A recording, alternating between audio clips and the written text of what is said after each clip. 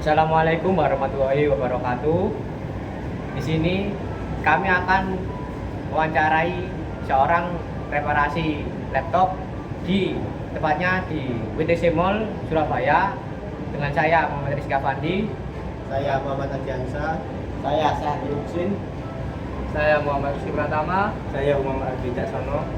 Dan langsung saja tanpa perlu lama-lama kita akan ke tukang reparasi laptopnya yang bernama Mas Mamat. Peralatan apa saja sih yang dibutuhkan untuk menservis laptop atau PC? Kalau untuk servis laptop banyak, mulai dari solder, blower uap, terus untuk VGA, blower VGA itu juga pengaruh. Kopeng-kopeng peralatan, tang itu juga bisa. Terus penjepit, buat engsel bisa ada banyak.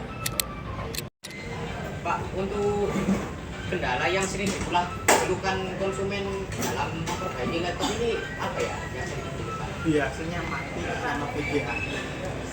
Dua itu bisa langganan. Kira-kira kalau kebetulan seperti itu diperlukan berapa lama ya? Biasanya itu 1-2 hari. Kalau cepat kelihatan mata, biasanya 1 hari.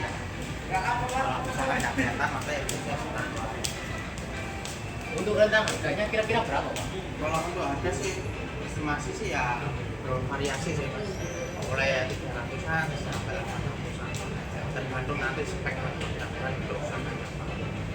Jadi kalau rusaknya banyak itu ya bentuknya masih mahal. Pak, mau nanya, apa saja jenis layanan perbaikan yang biasanya ditawarkan di tempat servis tersebut?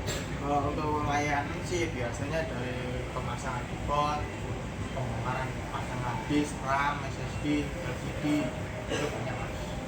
Nah kadang nanti ya ada yang orang bawa kebetulan baby untuk satu keyboard ada yang error itu bisa banyak. Untuk masalah di kebutuhannya apa itu? Kalau untuk biaya untuk pasang bongkar SSD RAM biasanya sekitar 50. Apa sih yang menjadi bapaknya tertarik untuk bekerja di tempat servis? Kalau tertarik kan isi hobi sih. Kalau masalah hobi ya kita tertarik untuk teknologi. Jadi ya itu mau servis laptop, phone, jantung. Jadi kalau masalah ngomong ketertarikan ya biasanya lebih ke hobi aja. Terima kasih. Sama-sama. Oke, sekian video dari kita. Semoga bermanfaat. Bila ada salah kata, mohon maaf. Wassalamualaikum warahmatullahi wabarakatuh. Selanjutnya, di sini saya akan menceritakan sedikit tentang kehidupan saya. Muhammad Rizky Afandi. Saya lahir di Tuban pada 25 Februari 2008. Saya merupakan anak satu-satunya dan sejak kecil saya sudah tinggal di kota Sidoarjo, tepatnya di Kecamatan Waru di Desa Kureksari. Saya sangat bersemangat sekolah dan memiliki banyak teman. Saya juga mendapat ranking 1 di antara teman-teman saya. Namun saat kelulusan sekolah dasar tidak terlalu menyenangkan. Saya bersekolah di TK Dharma Wanita pada tahun 2012 sampai 2014 dan SD Negeri Kureksari pada tahun 2014 sampai tahun 2020. Saya tumbuh menjadi anak yang sangat bahagia.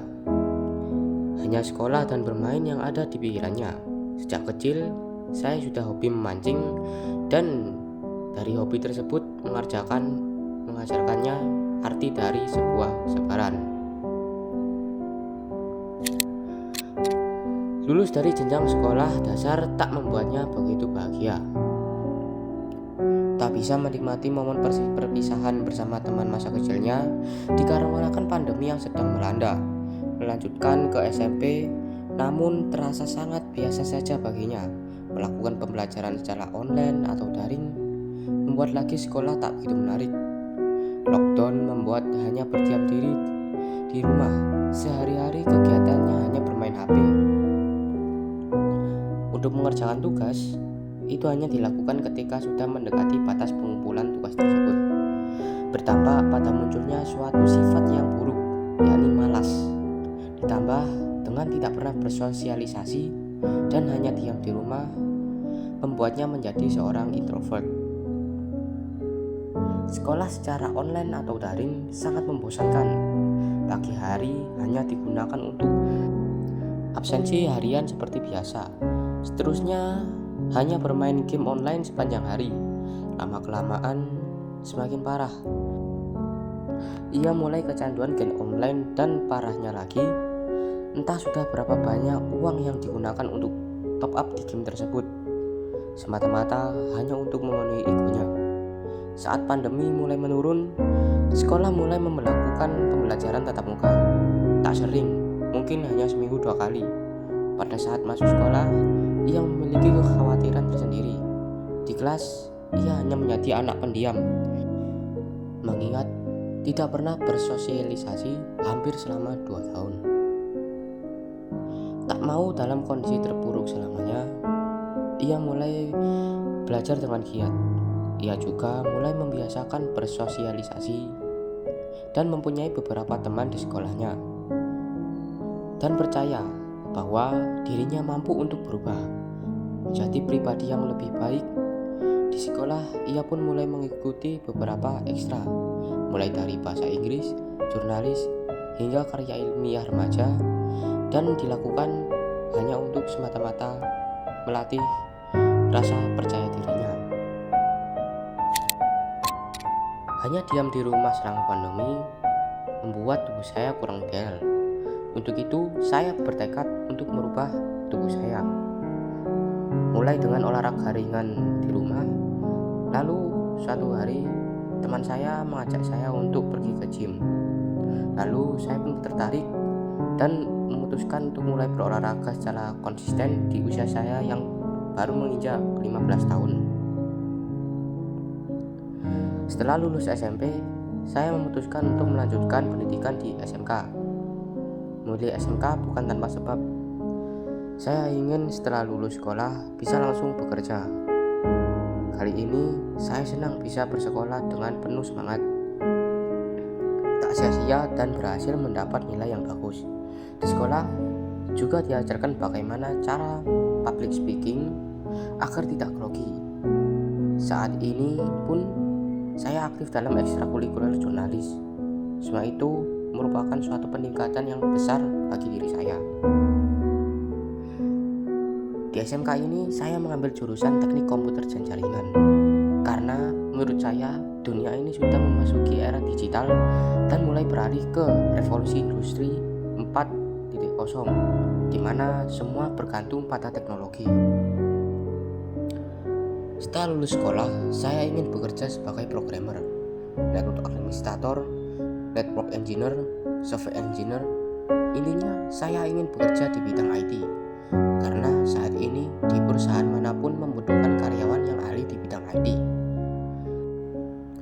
Saat ini, saya juga memikirkan untuk mulai berinvestasi, baik itu di saham maupun kripto yang sedang ramai diperbincangkan akhir-akhir ini. Di sisi lain, saya juga ingin bercita-cita sebagai seorang pengusaha yang sukses. Sulit memang untuk mencapai mimpi tersebut, namun tidak mustahil untuk dicapai. Saya yakin dengan bersungguh-sungguh maka akan berhasil pada suatu saat nanti. Nah, di bagian kosong ini adalah hal yang akan saya lalui untuk kedepannya, dan tidak ada seorang pun yang tahu hal-hal apa yang akan saya lalui untuk kedepannya.